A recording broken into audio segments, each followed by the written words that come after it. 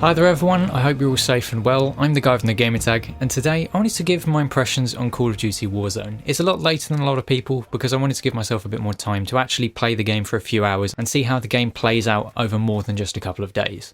And to be honest, I have been enjoying some of my time playing this mode. It has some features that make it quite unique and also sticks true to the general Battle Royale format.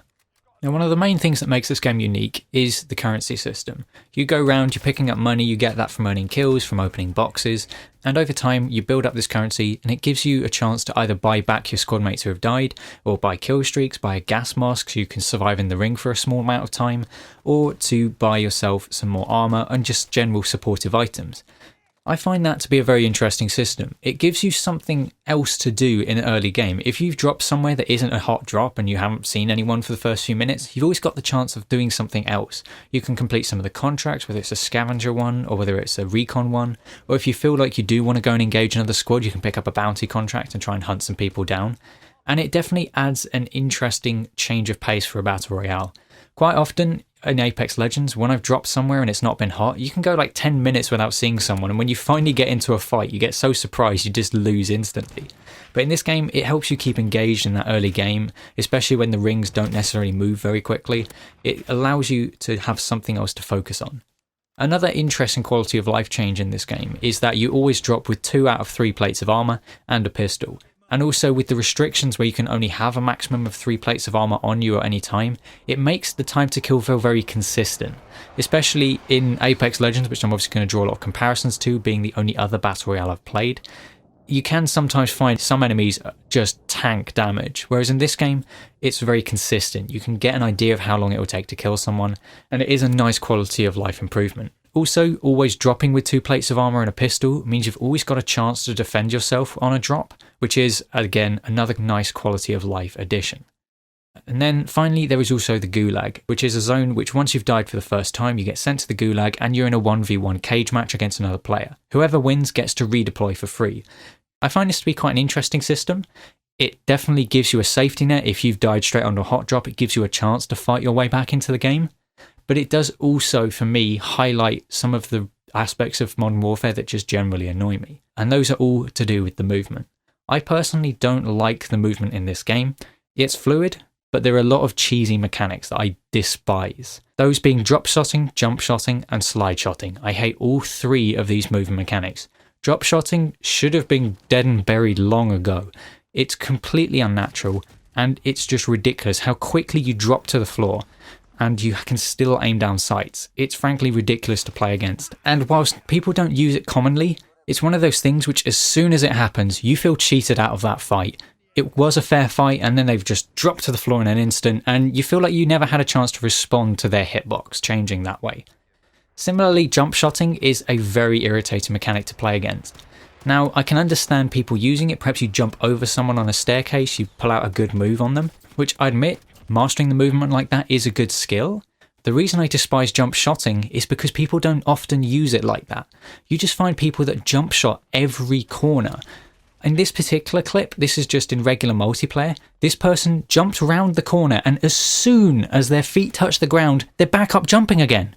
It's completely unnatural. It also allows them to completely abuse Pika's advantage because they're moving around the corner faster than they normally would be, they're not on the ground, and then they're just bouncing up and down like a rabbit all the time. It's really irritating to play against. And then finally, there is also slide shotting. The slide mechanic is something that I don't think needs to be in first-person shooters. It's either useless, or as it is in this game, it's just a cheese way to get kills. People don't use this to slide into cover, which is the way it was intended to be used. The way that people are using this is so they can slide under your crosshairs, past you, and then shoot you in the back. It's frankly ridiculous, because not only do you duck very low when this happens, which makes it quite awkward to fight against, you actually accelerate when you slide, and you have a ridiculous amount of distance you can slide whilst doing it. It makes no logical sense, and it's just really frustrating to play against, because yet again, people just use it to get a cheesy kill. What this is it's abuse of the hitbox. Now, I'm not saying that the hitboxes don't work or they're broken, but you throw in a small amount of latency between those 2 players, and it is almost impossible to react to it. The hitbox is completely unpredictable, it's completely unnatural, And to be honest, it just means that that player isn't relying on their gun skill, they're just relying on the inevitable paddles on the back of their controller so they can abuse these cheesy movement mechanics. And that is one of the problems with the Gulag, is because it's a 1v1, it's your chance to fight your way back into the game. People use every one of these cheesy tactics they can. Now, admittedly, the Gulag is a fun little thing. I do enjoy the tension of the Gulag, but the cheesy movement mechanics really are highlighted here, and it does make it frustrating sometimes. Perhaps you've just died to a random squad that was camping in a building, and then you come in against someone who's jump shotting, slide shotting, or drop shotting in the Gulag, and you're just done. You don't want to play the game anymore. That's how I personally feel. And so whilst the Gulag isn't a good addition to the game, it does highlight everything I dislike about the base game. Another criticism I would have had a week ago was about the lack of variety in the loot drops, but fortunately in the recent patch they have addressed that. There are quite a few guns now available on the ground. I do still feel like loadout drops are perhaps still more valuable than they need to be. I'm always beginning to think that instead of having loadout drops, you should have weapon drops and perk drops, a bit like a combination of the field upgrade in multiplayer and the perk drops from Modern Warfare 3 Survival. Because, to be honest, I quite like some of the weapon variants that you can pick up in Warzone. The FAL variants are really fun. It's a weapon I really enjoy using. It's the right combination of spammable and accurate that it can dump truck people if you are in the right scenario. But equally well, it's quite fun to have your own weapon and bring your own loadout along.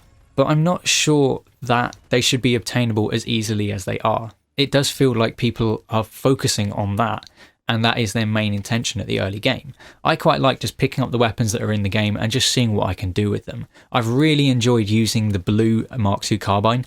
That thing is a surprisingly good pocket sniper rifle. It still has the one-shot headshot downing, but it has a really quick rate of fire. So even if you hit a body shot, you can get the downing shot on them really quickly. I've had some really fun clips wiping squads with this weapon, just because of the fire rate it has. Admittedly, at long range, it will lose out because it doesn't quite have the same bullet velocity, but it is still a really fun little pocket sniper. And it is quite fun experimenting with the weapons you find on the ground. I really hope that they maybe add in some more of these kind of variants just to spice it up a bit, because it is interesting and it definitely would change my focus in the game. Also, the ping system they've put in is very robust, it works and it is useful. The controls for it are a little bit awkward. Now, they have added in different control schemes where you can ping using the bumper, which I would personally love, except that it's now changed it so that the crouch and melee buttons are switched. I personally like to play tactical. I really think it would be useful if they just gave console players an opportunity to just completely customize their control scheme, because it would mean that players can just tailor it for their playstyle. Most of the time I like the control scheme, but using the D-pad for pinging is a bit awkward, and I would like to be able to play bumper ping with tactical controls, but currently I can't. And in terms of the actual Battle Royale aspects of the game, I really do like the ring pacing. I would say the first couple of rings do feel a bit sluggish and slow, but that is just due to the massive size of this level. But the final few rings are just about perfect in my opinion. The rings move in and just keep moving in relentlessly, and it really does lead to some really cool moments where you're just having to fight your way through other squads to try and get yourself to the next ring, and it is quite satisfying. If you're a solo player, it can be a bit frustrating and intimidating, but when you're in a good squad and you're just mowing through other people and you're into really intense fights, it is really interesting. But I think the thing in this game that really sets it apart and really makes it as fun as it is the sandbox elements of this game. You've got vehicles, you've got helicopters, you've got your kill streaks, you've got your loadouts, you've got all these weapons, you've got a massive map to play in. It's just got so much scope for just having fun outside of playing the Battle Royale. You can go around and just roadkill people in a truck if you really want to. You can fire RPGs out of helicopters. You could just parachute James Bond style behind a sniper and then do a melee takedown on them.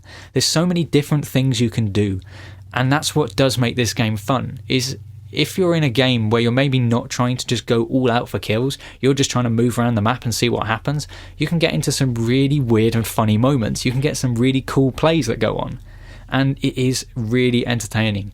And I know people will dislike this comparison, but it is the sort of thing we were seeing in all those Only in Battlefield trailers a few years ago.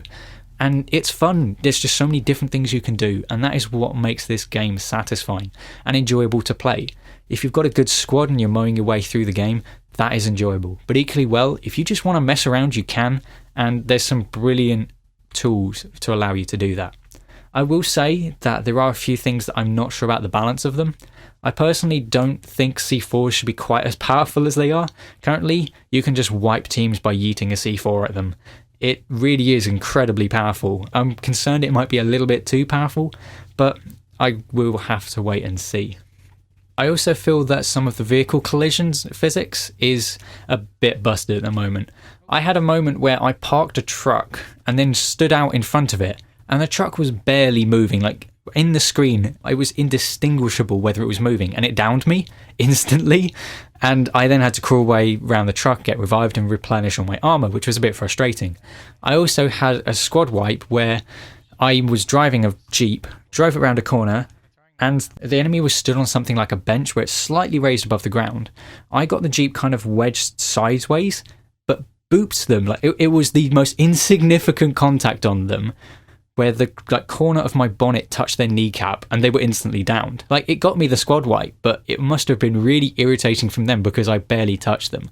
So I think some of the vehicle contact physics could do a little bit more fine tuning. But overall, Warzone is a fun experience. There are some things I don't like about it, and that's more focused on the problems with the main game. But the actual free-to-play mode itself is fun. I would recommend you try it, but you want to set aside a good amount of time to download it and a lot of hard drive space. This thing would take up 80 gigabytes of your hard drive space, so bear that in mind as well. But if you have any further questions about this game, please feel free to leave them in the comment section down below. Also, if you just generally want a chat at the moment, feel free to also put that in the comment section or send me a message over on Twitter. Please do stay safe, stay indoors. I've been the guy from the Gamertag, and I'll see you on another video.